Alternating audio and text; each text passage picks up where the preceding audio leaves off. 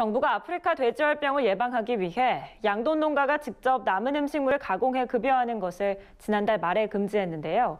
관련 규정이 개정된 지 2주차에 접어들었지만 크게 실효성이 없다는 우려의 목소리가 커지고 있습니다.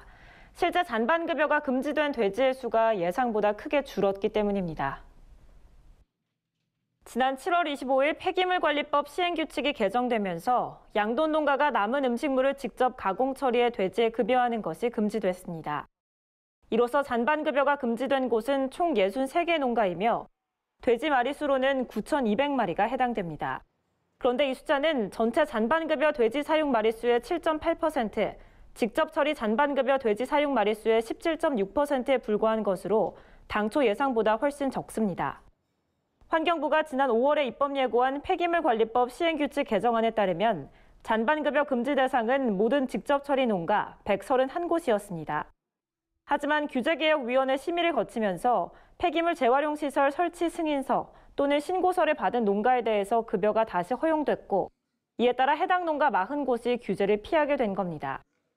여기에 잔반을 직접 처리하지 않고 전문 처리 업체로부터 계속 공급받겠다는 농가 10여 곳까지 합쳐 모두 48,800마리의 돼지가 다시 잔반을 급여받게 됐습니다. 실제 잔반급여가 금지된 돼지의 수가 예상보다 크게 줄면서 양돈 농가들의 불안감은 커지고 있습니다. 잔반급여를 통한 ASF 전파 위험이 큰 가운데 실제 잔반급여가 금지된 돼지가 전체 마리수의 7.8%밖에 되지 않는다면 사실상 제도의 실효성이 없다고 볼 수 있기 때문입니다. 하지만 농식품부 관계자는 농가들의 우려가 기우에 불과하다고 강조합니다. 전문 처리업체 수준의 장비를 갖춘 직접 처리 농가는 제외하더라도 가마솥과 같이 재래식 시설을 이용하던 잔반급여 농가들의 급여가 금지됐기 때문에 충분히 실효성이 있다는 겁니다.